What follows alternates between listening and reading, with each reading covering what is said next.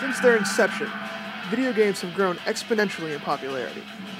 While most individuals see video games as a waste of time, many people have a strong emotional connection to the games that they play, and the characters that they interact with. The same can be said for those that enjoy classic novels, or popular television shows and movies. But for some reason, video games still have a long way before they are held in the same regard. Why did I start playing video games? Well, I started playing when I was younger, and they were pretty fun. It was kind of interesting to start playing them.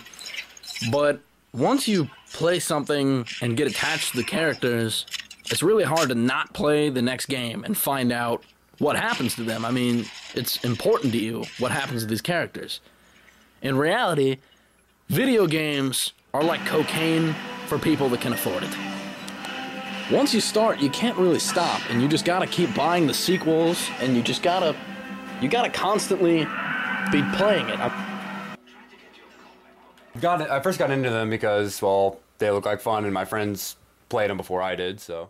You get, like, further and further into the games, you start to care about the characters, which makes you want to buy the next game to see what happens then. And it's almost like a movie. You want to see the sequel to see if it's as good as the next one, or the previous one. I play video games mostly for the story because to me, it's like an interactive movie where you influence what happens. You are in the movie yourself.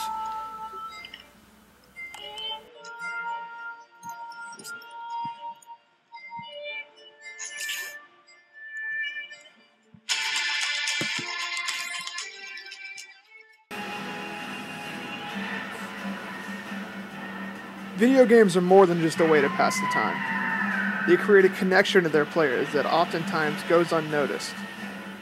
But even with the strong bond that they create, sometimes it's just about the victory.